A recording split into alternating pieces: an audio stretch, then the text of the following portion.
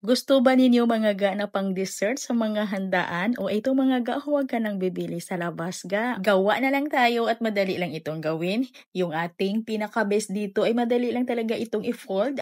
At alam nyo ba na sa bagong recipe natin ngayon ng ating cake roll ay ang sarap pala nito gawin nating ipalaman or ihalo natin sa ating cake batter mixture. Kaya tara na! So dito kailangan natin ng 5 piraso ng Bengo biscuits ay kailangan natin itong durugin. Kung wala kayong Bengo, pwede yung cream o basta chocolates biscuit. Iubos natin ditong durugin yung 5 pouch or 5 sachet na yan.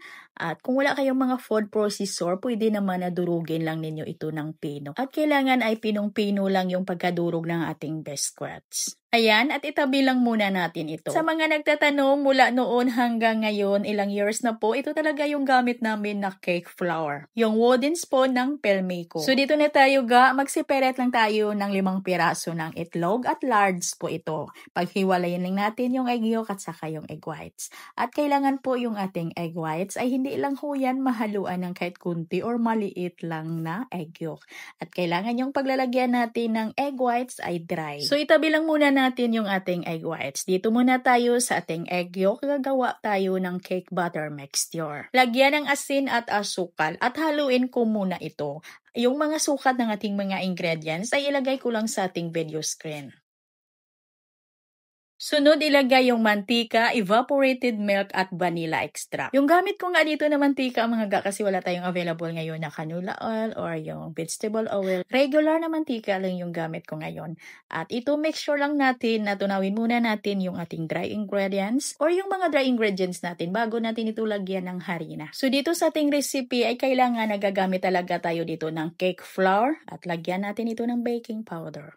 At haluin lang natin yung ating mixture hanggang sa ito ay kuminis. At kahit hindi ko na ito salain pa, ay makinis na yung aking mixture. At ganito lang kalapot yung mixture natin ga. At haluan natin ito sa dinurog natin kanina na biscuits. And then mix lang natin yan until well combined at pagkatapos ay pwede na. Itabi lang muna natin. So dito naman tayo sa ating egg whites. Ito yung 5 piraso natin na egg whites ay lagyan ko lang ito ng 1/2 teaspoon ng cream of tartar.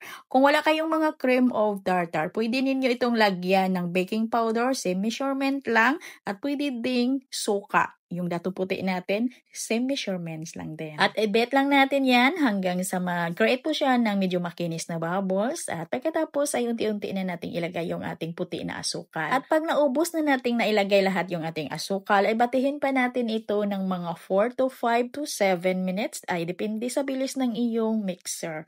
Hanggang sa makuha po natin yung medium stepex ng ating mirang. O yung makuha natin yung tamang consistency na hinahanap natin.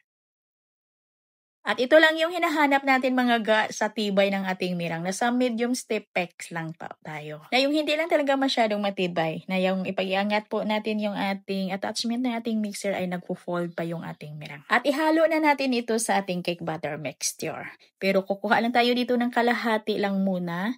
Huwag nating iubos lahat sa paglagay yung ating mirang. At cut and fold lang ng padahan-dahan hanggang sa mag-will mix.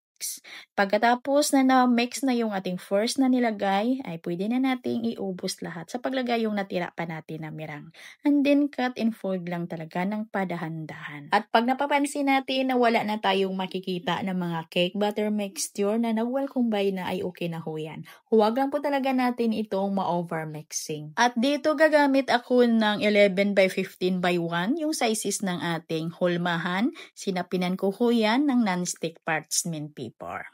At iflatin lang natin yan. At sa puntong ito mga ga, kailangan ay nakapagpainit na po tayo ng ating mga oven ha. Kasi ay isa lang natin ito agad. At ito na mga ga, naluto na siya. Niluto ko ito sa loob ng 25 minutes sa 160 degrees Celsius yung init ng aking oven. Pero mga ga, depende pa rin sa gamit ninyo na oven yung pagluto natin dito. Kailangan ay gamay nyo na yung inyong mga oven. At habang pinapalamig pa natin yung ating pinakabes ng ating cake roll, ay gagawa muna tayo ng ating ipalaman dito at yung pinaka-frosting na din natin. Ay gagamit tayo dito ng ECC whipping cream ng Achievers at kukuha lang tayo dito ng mga 300 grams lang.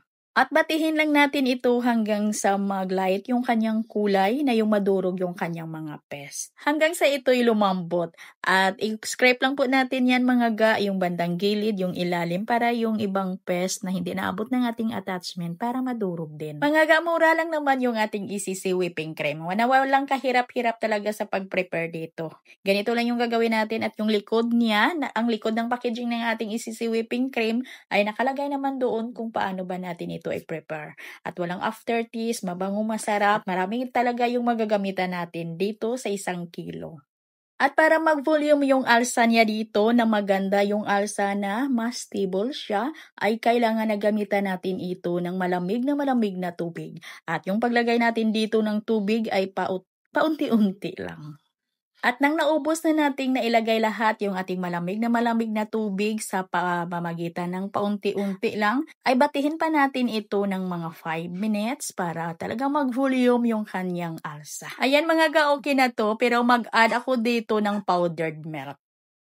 Haluin ko muna yan gamit ang spatula at batihin ko yan ulit ng sandali lang. At pag napapansin natin na nag-mix na yung ating powdered milk dito sa ating ginawang icing ay okay na ho yan. At haluan ko naman ito sa ginawa natin or dinurog natin na bingo biscuits. At haluin ko lang ito gamit lang yung spatula. At pag nag-well mix na ay okay na ho yan. Pwede na po natin itong ipalaman. At ito na mga ga, malamig na yung ating pinaka-cake best. Ay, lukutin mo or i-roll ko muna ito. At pagkatapos ay buklad din naman agad. At ibaliktad ko muna para kuhanin ko muna yung ating parchment paper. At palitan natin ng medyo malapad na parchment paper. And then baliktarin ulit. Pwede na natin na itong lagyan ng palaman. At nilagay ko lang yung iba natin na palaman sa ating mga piping icing bag. At i-roll lang natin ito mga ga ng diretso. Huwag lang po kayong mag-alala kasi hindi talaga itong mag-crack yung ating recipe. At pagkatapos natin yang i-roll ay pwede na tanggalin na natin agad yung parchment paper at ilipat natin ito sa mga paglalagyan natin. At dito sa gilid lagyan ko ito ng icing para didikit dito yung ilagay natin na yung dinurog natin na bingo biscuits para pang design na din. Pati din yun sa kabila.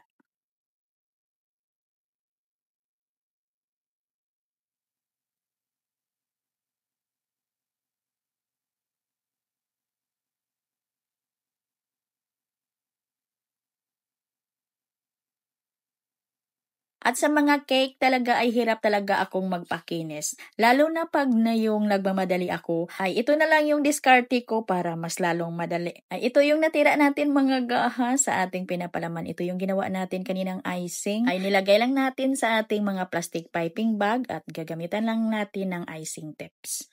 At dito may natira tayo na icing at may natira din tayo na dinurog na biscuits. Ihalo natin dito para lang mag-enhance yung kanyang kulay.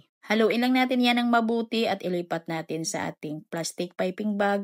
Lagyan natin ng icing tips at i-design natin dito sa ibabaw. At manipis lang naman yung borders ko dito mga ga. At pangdagdag design na din ay gumamit lang ako dito ng cherries. Mga ga, ang sarap at ang ganda talaga nito tingnan sa personal promise. Pwede talaga kahit anong okasyon at lalong pwede mo itong pagkakitaan. At hanggang dito lang yung ating video. Ito pong muli ang inyong kainday tinapay. Maraming salamat at bye-bye. Ingat tayo lagi mga ga.